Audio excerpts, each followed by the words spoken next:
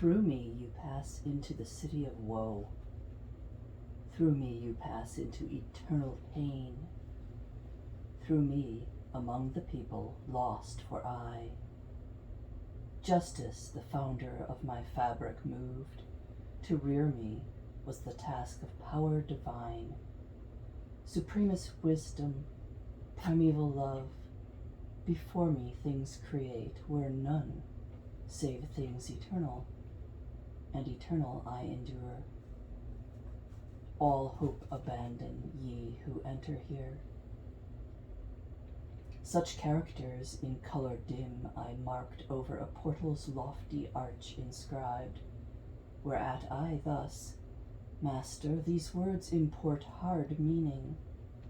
He, as one prepared, replied, Here thou must all distrust behind thee leave, here be vile fear extinguished.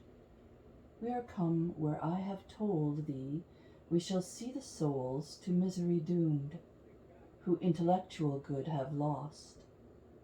And when his hand he had stretched forth to mine with pleasant looks, whence I was cheered into that secret place, he led me on. Here sighs with lamentations and loud moans resounded through the air pierced by no star, that e'en I wept at entering. Various tongues, horrible languages, outcries of woe, accents of anger, voices deep and hoarse, with hands together smote and swelled the sounds, made up a tumult that forever whirls round through that air with solid darkness stained, like to the sand that in the whirlwind flies. I then, with error yet encompassed, cried, O Master, what is this I hear? What race are these who seem so overcome with woe? He thus to me, This miserable fate suffer the wretched souls of those who lived without or praise or blame, with that ill band of angels mixed, who nor rebellious proved, nor yet were true to God, but for themselves were only.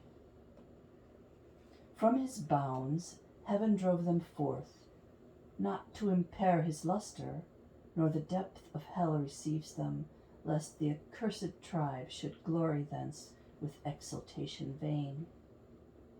I then, Master, what doth aggrieve them thus, that they lament so loud? He straight replied, That will I tell thee briefly. These of death no hope may entertain, and their blind life so meanly passes, that all other lots they envy. Fame of them the world hath none, nor suffers. Mercy and justice scorn them both, speak not of them, but look and pass them by. And I, who straightway looked, beheld a flag, which whirling ran around so rapidly that it no pause obtained, and following came such a long train of spirits, I should ne'er have thought that death so many had despoiled. When some of these I recognized, I saw and knew the shade of him who, to base fear yielding, abjured his high estate. Forthwith I understood for certain this the tribe of those ill spirits, both to God displeasing and to his foes. These wretches who ne'er lived went on in nakedness, and sorely stung by wasps and hornets, which bedewed their cheeks with blood that mixed with tears dropped to their feet, and by disgustful worms was gathered there. Then looking farther onward, I beheld a throng upon the shore of the great stream, whereat I thus, Sir, grant me now to know whom here we view, and whence impelled they seem so eager to pass o'er, as I discern through the blear light. He thus to me in few, this shalt thou know, soon as our steps arrive beside the woeful tide of Acheron. Then with eyes downward cast and filled with shame, fearing my words offensive to his ear, till we had reached the river, I from speech abstained. And lo, toward us in a bark comes on an old man, hoary, white with eld, crying, "Woe to you, wicked spirits! I hope not ever to see the sky again. I come to take you to the other shore across, into eternal darkness, there to dwell in fierce heat and in ice. And thou, who there standest, live spirit, get thee hence and leave these who are not dead." But soon as he beheld I left them not. "By other way," said he, "by other haven shalt thou come to shore, not by this passage. Thee a nimbler boat must carry." Then to him thus spake my guide, "Charon, thyself torment not. So it is willed, where will and power are one. Ask thou no more." Straightway in silence fell the shaggy cheeks of him, the boatman, o'er the livid lake, around whose eyes glared wheeling flames. Meanwhile those spirits, faint and naked, color changed, and gnashed their teeth, soon as the cruel words they heard. God and their parents they blasphemed, the humankind, the place, the time, and seed that did engender them and give them birth.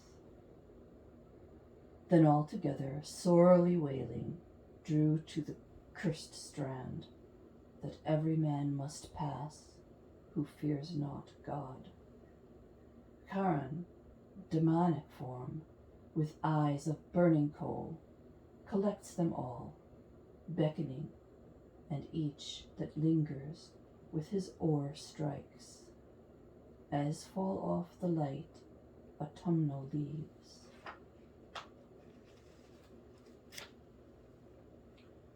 One, still another following, to the bow strews all its honors on the earth beneath.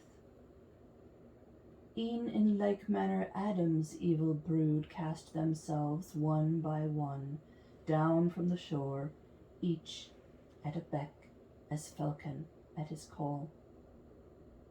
Thus go they o'er the umbered wave, and ever they on opposing bank be landed.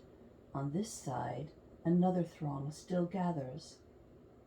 "Son," thus spake the courteous guide, "those who die subject to the wrath of God, all here together come from every clime, and to o'erpass the river are not loath, for so heaven's justice goads them on, that fear is turned into desire. Hence ne'er hath passed good spirit. If of thee Charon complain, now mayst thou know the import of his words." This said, the gloomy region trembly shook so terribly, that yet with clammy dews fear chills my brow. The sad earth gave a blast, that lightning shot forth a vermilion flame, which all my senses conquered quite, and I down dropped as one with sudden slumber seized.